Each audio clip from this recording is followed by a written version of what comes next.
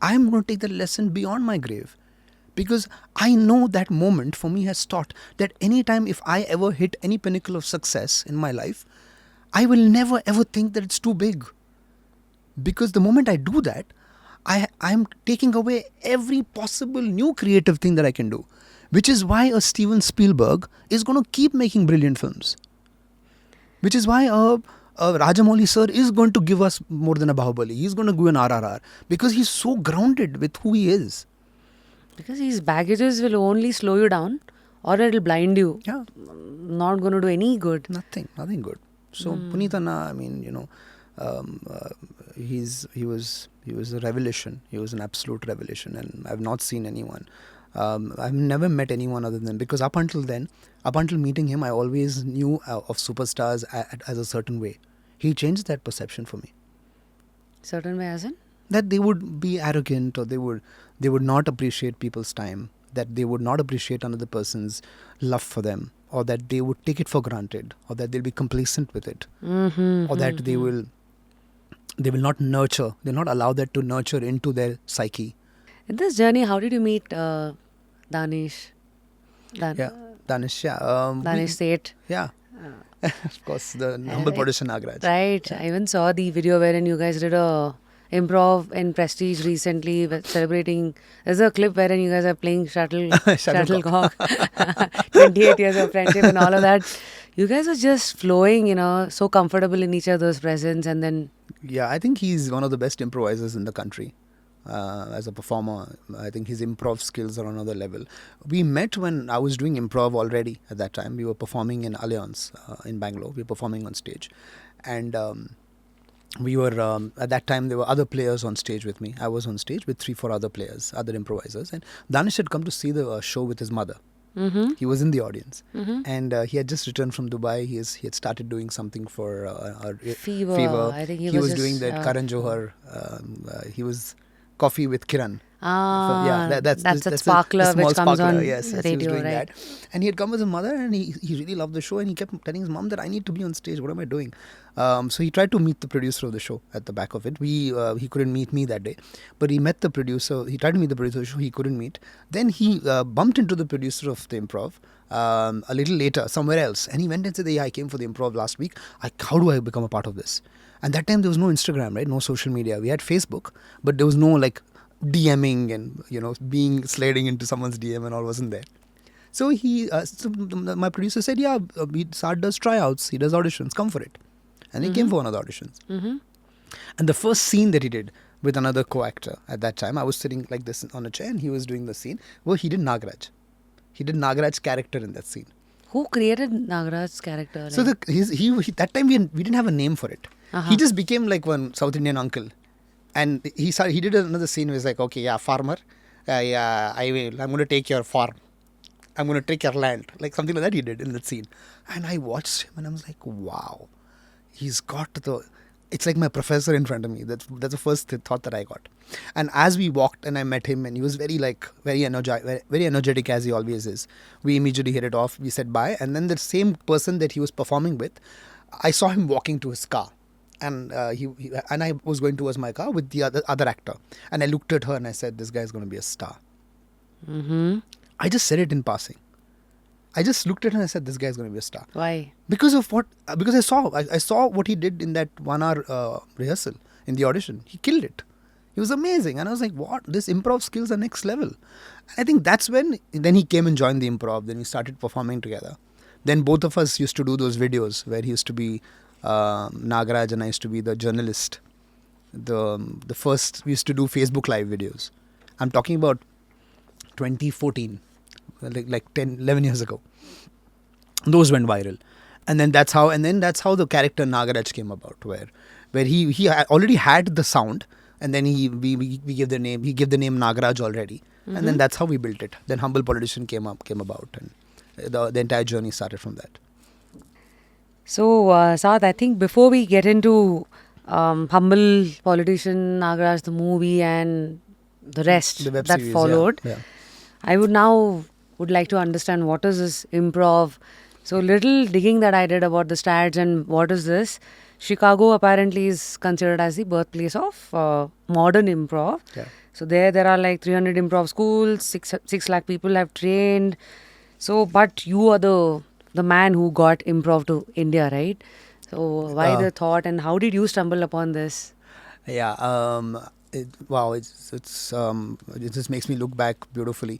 For me, improv was when I was in the US and I was doing my masters. I was doing my filmmaking course. At that particular time, I used to go to a lot of small off-Broadway shows in New York. Just go to watch them. And there's a lot of off Broadway, like smaller venues, 100-seater venues and stuff like that. And That's why it's called off. Off Broadway. So there's Broadway, and then there's all spin-offs of Broadway, which are all smaller auditoriums, smaller venues. And I happened to stumble upon one where they would do a weekly improv, like a Thursday night improv in New York, and they used to do it at 10:30 in the night. So it would be a time where you could just go and you just enter, and it would be like about 50-60 people and stuff like that. So I went. One particular night they said, hey, we also want to see if any audience members would like to come and sort of jam with us on stage, and if you guys know, and we also have some workshops that if you guys would like to attend. So one particular night I was sort of, I've always been someone who loves taking risks without judgment. Like I don't care what people think. I never have. Yeah. Otherwise I think artists, if you start thinking about what people care, then you'll never do it. You'll not cross the road, right? You'll never cross the road. Absolutely. That's superb. So then I just went and I did 1 or 2 scenes without knowing the rules of improv, without knowing that there is the principles behind performing improv. I just went. And they were like, oh, this is funny. And, then after the show, they, 2 of them, one guy called Brad, he said, hey, man, why don't you come jam with us? And my school curriculum it was very, very hectic.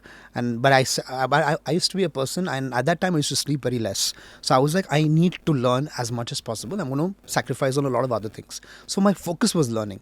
And I also knew that if I learn this skill, it'll help me in my direction. Because improv is about being spontaneous. It's on the spot. On the spot. And what can you do other than obviously the written form, which is film direction, and writing is written. This is adding. So I would have best of both worlds is what I was randomly thinking at that point. I just jumped into it, and it just slowly started growing. I used to go, and they started adding me into their team to perform. And I'm talking about 2007, 2008. So there's no social media, there's no videography. Only Orkut was there. Orkut was there, yes. Crazily, Orkut was there, right, at that time. And I just enjoyed myself a lot. And slowly, in those circles, people were like, hey, there's another Indian guy who's not doing an American accent, but he's coming and joining this team. Why don't you come and perform? So we slowly started doing more improv shows in that time. And that kind of stayed with me. And then I got busy with my film course, my short films, all that happened. Then when I came back to India, I started doing acting workshops. And at that time, I saw that there are more people who know the concept of improv. And that's when the sat in Alliance one day and the improv came about in 2011. Oh, yeah. And we just started performing. 2011 we started doing shows. And yeah, it's been non-stop since then. Now, talking of improv, right? So, firstly, what is improv? What is it for a layman to understand? Improv. Somebody Improv who's comedy, not seen. Improv comedy is nothing but... So improv, a lot of people... this is actually a very good question. So first time when you put the improv, I remember that time we didn't have Book My Show.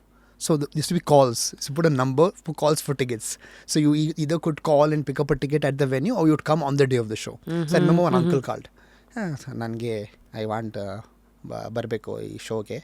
The improve. ಇಂಪ್ರೂವ್ಗೆ ಬರಬೇಕು ನಾನು ನನ್ನ ಮಗುಗೆ ಅದು ಸ್ವಲ್ಪ improvement ಮಾಡಬೇಕು, personality ಡೆವಲಪ್ಮೆಂಟ್ಗೆ self improvement ಮಾಡಬೇಕು. So ಈ ಕ್ಲಾಸಸ್ ಇದು. ಸೊ ಇಲ್ಲ ಸರ್, ಕ್ಲಾಸ್ ಇಲ್ಲ, ಶೋ ಇದು. ಇಂಪ್ರೂವ್ ಇಲ್ಲ sir, improve. So that we explaining to him. So he thought that it's to teach his kid something. So improve is nothing. The improve is short for improvisation. Okay. And improvisation is anything that you do which is on the spot, off the cuff. And which is not prepared, without a script. And improv comedy is when you use comedy and you come up with stuff on the spot. But there are rules to improv. What are they? There are rules to improv. Oh, I have to give that away. Okay, I think there are the basic premise, the basic rules of improv are, if I'm starting a scene with you, the first thing, if I say, so imagine I give you a character, so Mahalakshmi, I think I saw you across the room. I would love to take you for a drink. And you're like, no. this scene agala if you say no. You have to say, yes, it's interesting that you want to buy me a drink. I would love a sex on the beach. Of course, you won't say that, but the character will say that, right? Yes. Now something can happen. Now the scene can go forward. So you have to take it forward. So yes. So the first thing is to say yes. Yes and. Yes, comma and. Yes is what you say yes to my idea, and is to take it forward. That's you the add first your own, principle. you improvise it. You add, and that adding is called gifting. What do you add? It's called gifting. That's the second rule. You have to gift. Mm-hmm. And the third rule is you have to listen deeply. Active listening, not passive listening. What is the difference? Active listening. Passive listening is how most people listen. While I'm talking, you're thinking of what to say next. That is passive listening. But when I'm talking and you're only listening to what I'm saying, that is active listening. Mm-hmm. Without thinking of what to come after what I say. What counter to give? What counter to give. So if you're actively listening, you'll be able to take the scene forward. Mm-hmm. If you're not actively listening, then you're trying to be funny. Mm. And that will not help the scene, which takes us to the fourth point. That improv is about making your co-actor look good. Making your partner look good. Because if I make my partner look good, then I will shine and he or she will shine. If I only think about my lines and my one-liners and my punchlines, it's not improv, it's me doing my own comedy. Mm-hmm. Mm-hmm. So these are the 4 basic tenets of improv. So can anybody try this? Everybody should try it.